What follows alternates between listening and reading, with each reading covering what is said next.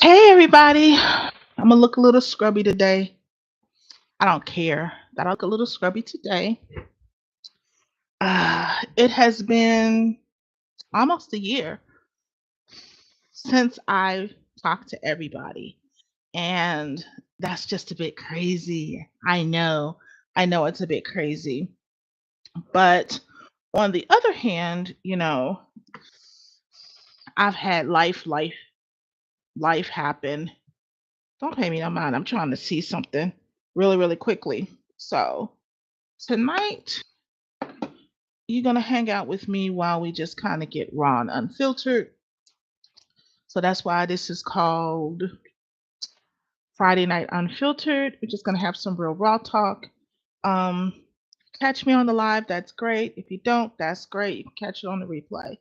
Um, this is just going over life. Like life has lifed for me. Yeah, life has life for me. I can say that honestly. It has life for me, and I just am in one of those phases. And sometimes it's just like, how do you work it out? How do you do things or whatever? It is what it is. So, all who don't know me, my name is Juanita Gaynor. I am the founder of Juanita Gaynor LLC, which I work with small business owners and women deal with their trauma around success and money. I am also an accountant by trade. I have my own accounting firm, Elite Financial Management. I am an author, I'm a speaker, and I am just at this point living life. What does that mean? What does living life mean to you? So, the last time I was on, um, I had started up my program, Trauma Talk Tuesdays. So that was the last time people, saw me and I posted or whatever. Um, and it was a good way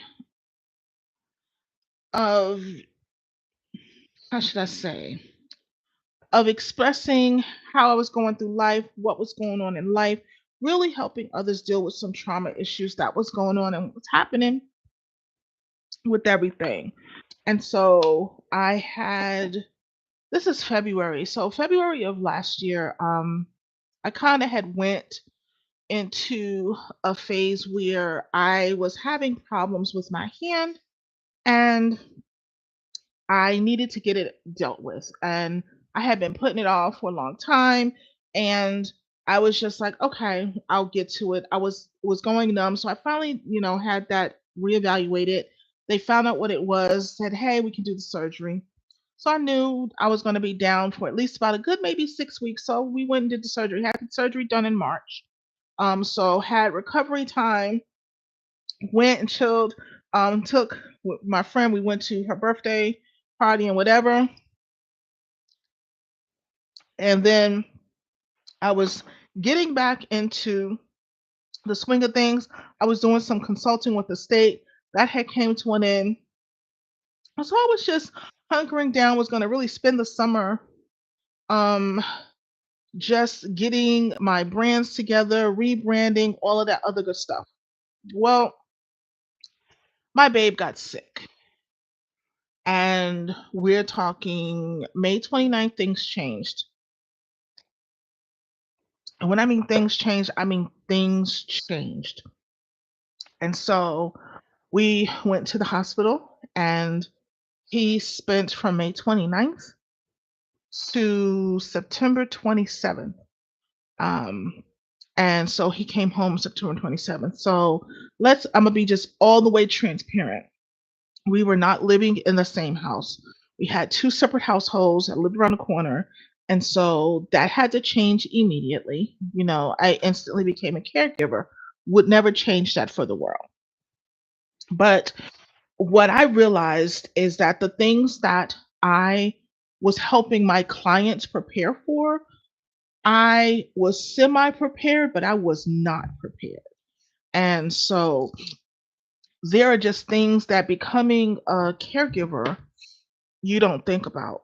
And so you don't think about the financial aspect of it. You don't think about how everything just comes to a complete stop and a complete standstill. Like my whole entire life, like just instantly like shifted. Like it went completely just stopped. Everything stopped. Like I hadn't posted to the podcast. I had not posted any content to Trauma Talk Tuesdays. I had not posted any content from Struggled Strength. I had done anything. I had not fully brought the accounting firm from Georgia. It was still sitting there. I started the process, but I had done what was needed to done so I could fully function in New Jersey. And everything came to a standstill. So at this point, with my consulting gig being up with the state, I did put, funds and money in place for contingency. Well, I thought that was well that more enough to have, right? Boy, was I wrong.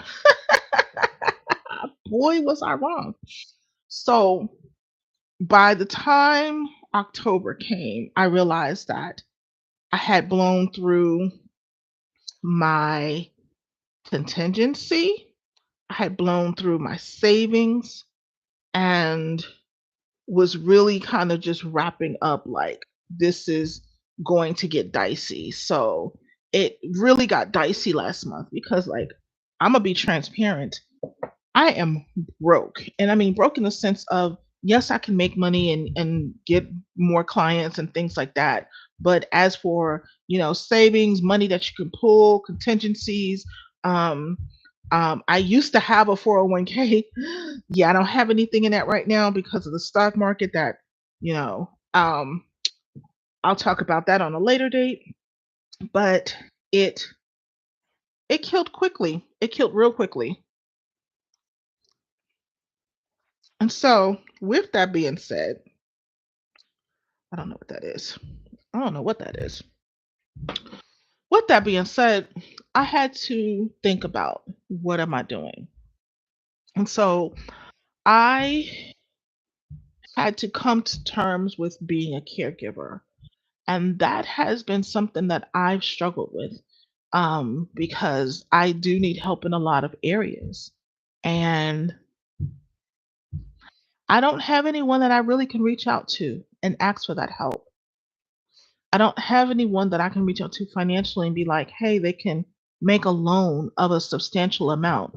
And when I say substantial amount, I mean, what, 10,000, 15,000, And I can't say, hey, can I, get a loan for this amount of money for this time period to do whatever. Like I don't have, anybody in play that can do that. And of course, when people ask about family, I'm like, that's just not it either.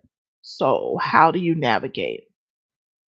And so all of the businesses, the podcasts, and everything that was on the verge of monetization before my surgery and his sickness, I've had to start over because I literally hadn't posted anything in over a year.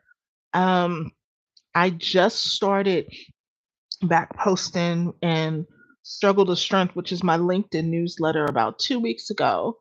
And I just posted one of the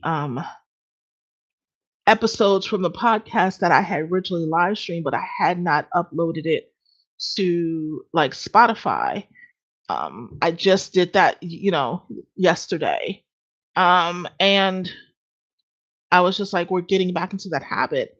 But the one thing I am starting is I've started a brand new project. And I know people was like, oh, you should not start a brand new project if you're trying to get through with what you got going on. But here's the kicker. This particular project was necessary. Um, and let me tell you why.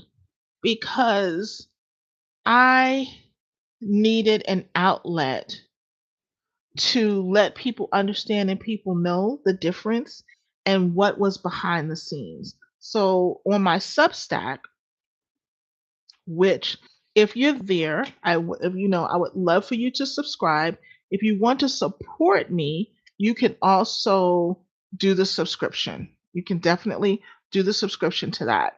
But it's called Behind the Business, My Multi-Passionate Life. So, my it's going to go through my personal and professional journey, and it's going to just tell you the days that I have down days and the days I have up days and things like that. What I have learned through this process is patience. And that has never been a strong suit of mine. Like, it was never a strong suit. I am a hothead sometimes. I can be a little, you know, careless with my words. But as this process has gone, I'm learning to be more patient, and I've always been empathetic, but this is just hard. What it's helping me do too is that for a lot of the, clients I did support, and the new clients that I look forward to having, is I get to help them navigate through scaling their businesses to help them prepare for the things that, you know, I would have never thought about even in my own journey. So I'm gonna tell you, like, I prepared clients for this. Like, I would prepare them how to, have contingency plans, how to have strategic plans, how to transition in an emergency, with, everything that's going on. But not to the extent in which we really need to prepare for that. And that's something that we need to be willing to talk about. Um, you need to be able to not only know how to navigate, but how to do it. For example, I was good at, helping my clients set up great strategic plans, how to do succession planning and things like that. And I would tell them, oh, make sure that you plan for, your parents' caregiving and things like that. And not in any great detail, it was just a blip on the screen. And so now that's transitioning into, hey, not only do you have to plan for that, how is your business going to function if you have to completely step away to be a caregiver? Is your business completely you? Are you the face of the business? Do you have to diversify? Do you need to bring in additional staff? If an immediate sickness was to happen to you or a child or a spouse, do you have the funds in place that is going to get you through that process where you're not actively making money? That you're not actively out there seeking and getting clients and pulling them in and nurturing and things like that. Um, what are the funds that you have available? And I feel for me, the aftercare has been the craziest part about that. Like, let's talk about that. The aftercare has been crazy. Um, you're talking to a person who had an event management company for 30 years. I had planned conventions, and we're talking of 200, you know, 200,000 people, 20,000 vendors. I've planned conventions and things of that nature. And you wouldn't believe how utterly frustrated I am with the whole process. It's called with transportation, medical transportation. Oh my gosh. Like, I didn't know about that. The appointments, his schedule is crazy. We're talking we have out of an entire week, we are out and about 4 days a week mostly. And it can be hours, multiple appointments, multiple this. It could be, they send for this prescription and you got to go get that. Or they do one person for medical supplies and they can't do it, but no one else follows up. So it's weeks later and I'm still following up. one following up with care teams about why hasn't this been changed or why hasn't that been changed. And that, my dear, is something unique in itself. And when you get down to the nitty gritty, I can understand why people may end back up in the hospital or may just give up or just abdicate the authority because it is tiring. Oh my gosh, I was frustrated. So I can only imagine someone who isn't as organized or whatever, who doesn't have the support that I am giving hubby, that it's crazy. It's crazy, crazy. And I want those who are out there who are small business owners who are, doing this and they're like trying to navigate. I want you to know that you're not alone. You know, it is a process. Yes, I do have people above me. That's a whole nother conversation, but you can't hear them be blessed. You're grateful. Be grateful. But it's just been a journey, and I'm gonna be honest, I am enjoying it. I do get frustrated sometimes. I worry about, my content. I worry about what I'm not getting in. At this point, there is no funds coming in, and I am definitely stressed. I am really stressed at this point because this is a new for me. I have not been in a position where I have not been able to fully pay my bills. Um, where there has been always something I can, maneuver and do some things. So keep me in your thoughts and everything or whatever. You got any ideas, any collaborations, you know. But I am getting back out there. I am doing it. I am having the tough conversations that we as women we don't want to have or we can't have or we feel we can't have. Because a lot of the times we got to think about it. Like we're put in this box and we're supposed to just always be okay and always good and we should always just kind of work it out, and that's just not always the same. And so um what I want you to do is tell me what are the things that you want to discuss during these Friday night unfiltered. What are the conversations that you as a business owner want to have? What is the conversations you as a woman want to have, as a mother want to have, as a caregiver want to have? Now I'm gonna be honest. Yes, my primary focus is women, female business owners. But if there's some men out there who are caregivers who are struggling with how to navigate their business or how to navigate this whole process and what they should do, I want you to jump in too. I am not trying to be exclusive in this, but as a woman, I know how a woman thinks. But if you need that support, if you need that whatever, just let me know. But let me know in the comments, like, what is it you want to talk about? What is it you want to hear? Um, because the summer's coming and I'm gonna turn Friday night, unfiltered all the way live.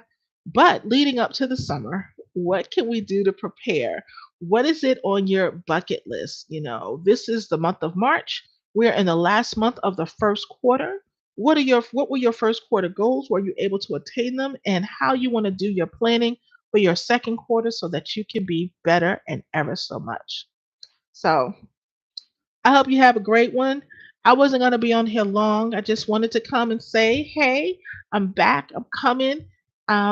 We can do this every Friday night. It'll be 10 p.m. I may do it at 11, depending on how I feel sometime. Sometimes we're just going to have a glass of wine and just kick back, and just talk and, talk to shit. I may have some guests on here. We may have some friends on here. Who knows? But let me know what the topics you want to talk about because I'm going to bring it. I'm going to be bringing the pain and the drama and all of that. But we want to be inclusive as we can that fits on brand.